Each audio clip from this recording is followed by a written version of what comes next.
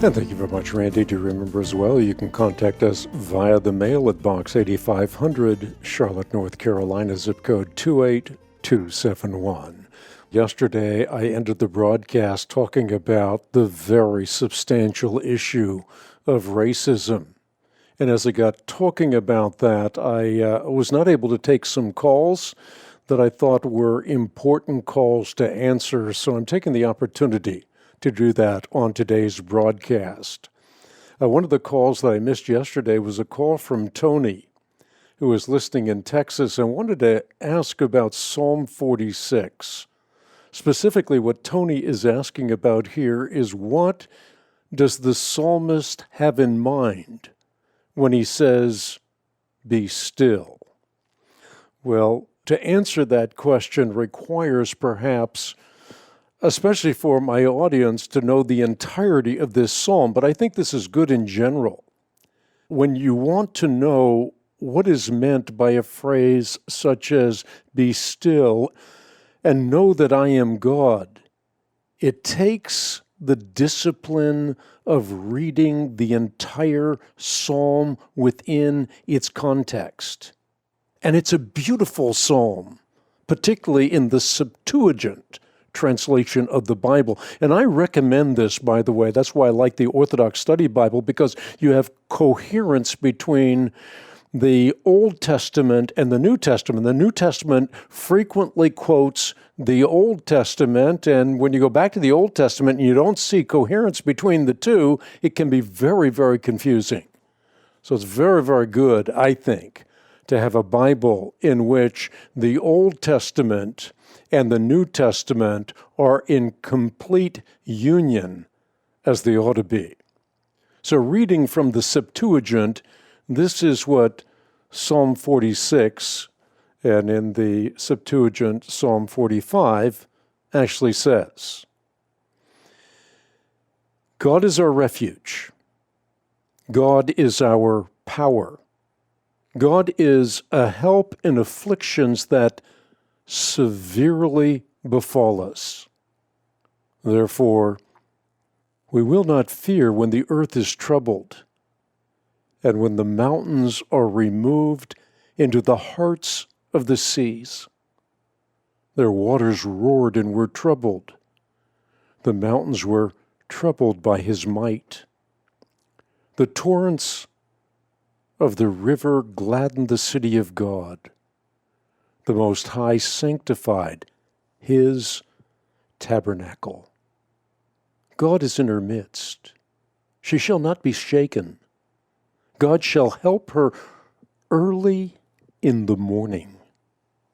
The nations were troubled, kingdoms fell. He uttered his voice, the earth shook. The Lord of hosts is with us. The God of Jacob is our protector. Come, behold the works of the Lord, the wonders he wrought on the earth. When he makes wars cease to the ends of the earth, he will break the bow and shatter the weapon, and he will burn up the shields in fire. Be still and know that I am God. I will be exalted among the nations. I will be exalted in the earth. The Lord of hosts is with us. The God of Jacob is our protector. What's interesting in looking at that psalm is you see that there are 12 verses, and those 12 verses are broken into two parts. Part 1 ends with, the Lord of hosts is with us, the God of Jacob is our protector, and so does part 2. So that's one of the interesting things that strike you when you ponder a psalm of such grandeur and majesty.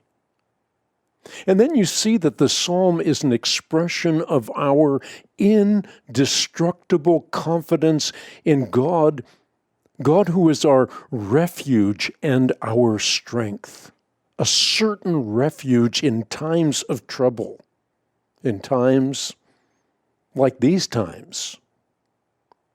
Something else that strikes me as I ponder this psalm is the symbolism of water. On the one hand, the waters are symbolic of chaos, but on the other, they're symbolic of the tranquility that comes from communion with God. It's all a matter of context. The tabernacle, this is a beautiful insight as you ponder this psalm. The tabernacle is a type, the antitype of which is the church. And I love what St. Ambrose, who was the humble bishop of Milan, what he said about this passage. He said, God's help early in the morning is a prophetic allusion to the early morning resurrection of Jesus Christ, and thus it exhorts you and me to awaken, to arise from the dead, to experience, as it were, the light of Christ shining out upon us. According to the title of this psalm, and what's interesting about the title of this psalm is in the Septuagint, the title is actually a verse of the psalm, and that's how you get 12 verses as opposed to 11 verses broken up into two parts. But according to the title of the psalm, and so again, you've got to pay attention to even this detail, the title.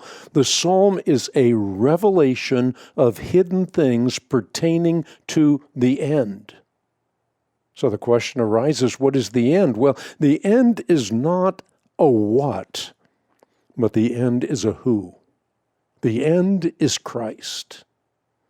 And St. Paul, of course, makes this patently clear when he says that Christ is the mystery of God, that in Christ are hidden all the treasures of wisdom and knowledge. But not only so, the mystery that has been kept hidden for ages and generations is now disclosed to the people of God.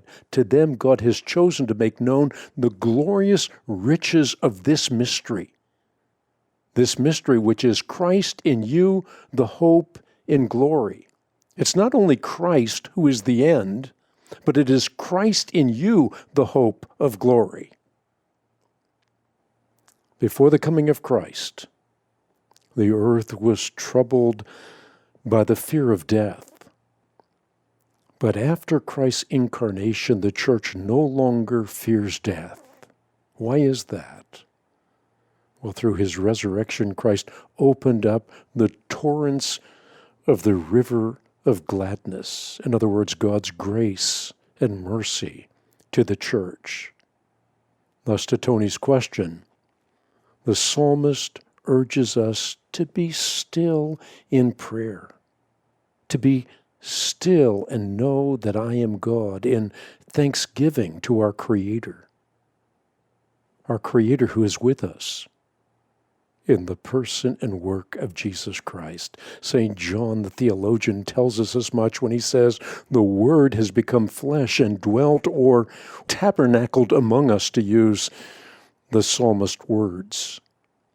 And we have seen his glory as of the only begotten of the Father, full of grace and truth.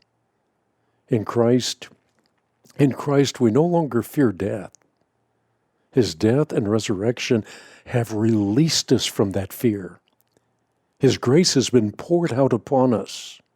Thus, again, in answer to Tony's question, we can be still and peaceful in the certain knowledge that the I Am is among us. He is our God. He is our peace, our rest. This glorious reality is found in the New Testament authors who look back and see Christ embedded in virtually every iota of the Old Testament text. The early church continued the practice of looking for the antitype and the types and shadows of the Old Testament treasure, and have embedded this repository of riches in the liturgy of the Church. And therefore it is quite fitting that according to the liturgical calendar, this very psalm, the psalm referred to by Tony, is prayed on Nativity Eve.